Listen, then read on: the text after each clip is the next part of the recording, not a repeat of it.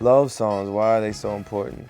Love songs are important, one, because it's something everybody feels, and even if they're not feeling it right then, they aspire to it. They want to be in love, you know? They experience love, they fall out of love, they, have ups and downs within their love relationship. It's just something everybody feels, and I think that's why so many songwriters write about it. Music and love just go together. And if I stayed away too long, did I leave your mind when I was gone? I Want You is one of the albums I listen to the most out of Marvin's catalog. And from what I've heard, Leon was primarily responsible for that album, for the creative side of that album. So just that in itself is a remarkable contribution to soul music and the music in general. I wanna be where you are. I got to be where you are. And also I know that I sampled some of Leon's work for my song So High. You got me up so high, my shoes are scraping the sky. That's him. Two people just meeting, barely touching each other.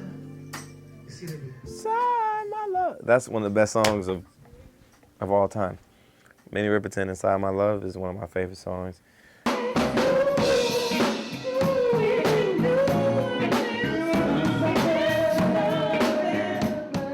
He probably didn't get his due because some of his work was behind the scenes, but I think the people who know that he's one of the greats. A lot of times, the most important thing in a track is just the overall feeling it gives you. It's not, for me, it's not exactly about what words are saying, but how they craft the record, to make it beautiful and to make it mean something. And the best music makes you feel closer to God, and that's what beauty is to me. And so the records that really win and that make you want to listen over and over again are the ones that are truly beautiful and that elevate you and make you feel closer to God.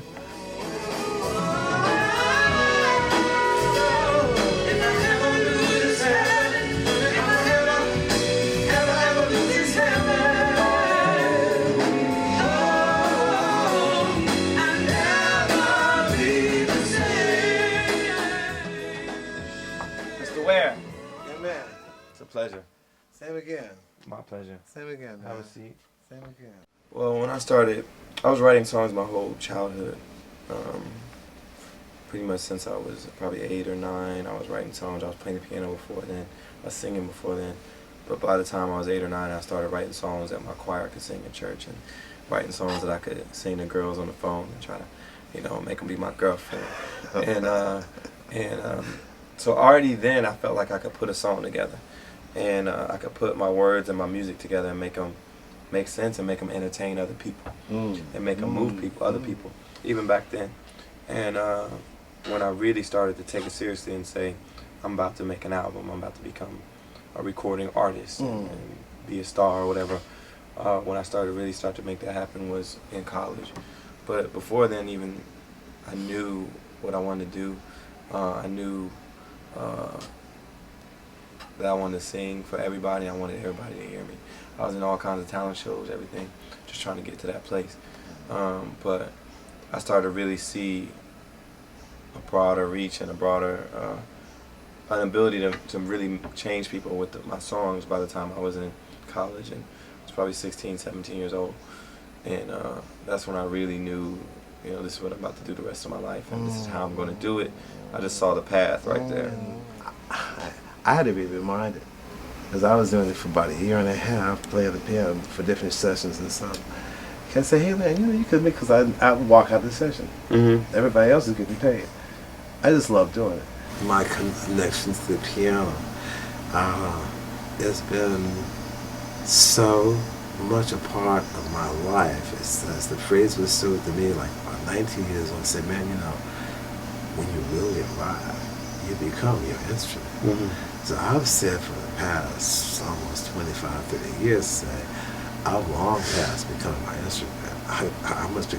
It's like one thing is lacking. This don't look like ivory. This is ivory. It just looks like meat and skin.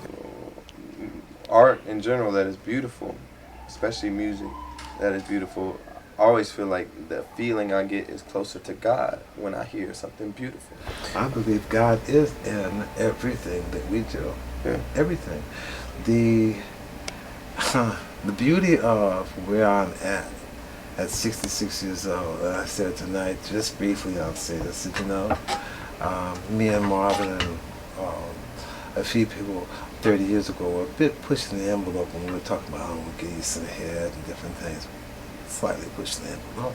Now that's being said, and everything else, right? Mm-hmm. Again, we were after the same goal that's being sought after, and will be as long as man is on this planet and man is still a human. But the beauty of my manifestation of singing, and from innuendos to blatantly even coming close to pornographic, this whole process is very godlike, because what we're doing, and my whole premise for being proud to call myself a sensual minister, I've been laughed at when I came up with it a year and a half ago. Not so much laughed at, but it's like a chuckle I get from people that say, yeah, sensual minister. I say, yeah, sensual minister, but check this out. I said, in simplicity, all I'm reminding you and everybody on the planet is to cherish where we come from. Mm-hmm. We come from sensuality. We come from sex. It's not a bad place. It's in fact, it's a beautiful thing. No. It's divine. In fact, out of all the isms on the planet, I stress, had man not been so insecure, he would have made sensualism the first place to get on his knees and pray, because he would have been praying to who he is himself. All of us. And my manifestation, because I come from the church where I went to church every day, 7 days a week, as a little boy until I was 12 years old. Me too. All enough, it's always come from here. I've never lied about my heart. Yet, at this point, I really feel glad that I can say to my granddaughter, what I was saying on those records wasn't bad. I was alluring people to go to bed. I was alluring people to do various things to each other. But in essence, when you allure anyone on this planet to touch each other, to be, to get inside each other, because we go further than just the flesh. All my music and your music, all our music is, there's levels that we can take people to, and that depends upon them. We open some doors. They come in the door, in that door they can, they carry on, right? But we at least are that aroma, that atmosphere, that essence that makes what a spirit cannot refuse. I tell everybody, continue to listen, because I'm still learning every day. That's what you'll do. I listen to him and learn. And every week I'm trying to find new inspiration, new albums that'll make me. I just wrote a song called Inspiration. I'm trying to get music that moves me, and make music that moves other people and moves me. And so when I buy music and listen to music, that's what I'm going for. And I feel like in this past bit of time I've been listening to a lot of music that moved me and trying to keep the rest of the music out of my head. One of the albums that I've been listening to a lot to actually lately is I Want You. I had it for a long time, but lately, like the last 3 to 6 months while I was preparing to make this new album, not on purpose, but I just happened to be in the mood to hear I Want You a lot. And so that's one of those musics that move me. Some sexuality in music today comes off a bit crass and isn't sexy in a good way. Isn't sensual. Isn't sensual, isn't sexy. Sensual, I think, means you're in touch with how you feel and how you want to feel and how you want to make someone else feel.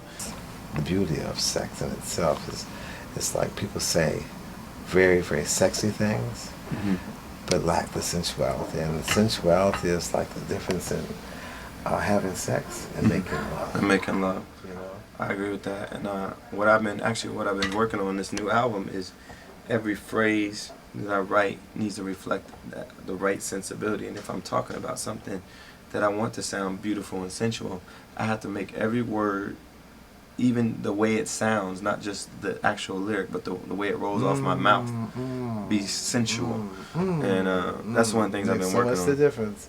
The art of singing a line is the same art as expressing a line that an actor has to. You'll learn it.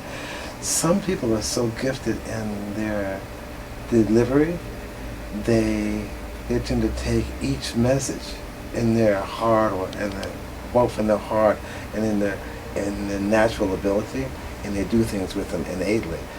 Other people have to learn. From Barry to Marvin to the different singers throughout time, we all become, as I call it, love warriors, soldiers of love, Yeah. It's the art of singing a phrase and singing a song and watching a lady come out with panties. Yes, that's the goal.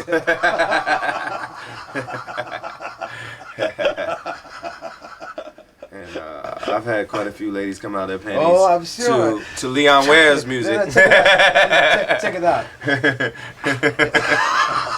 Works every time. Works every time.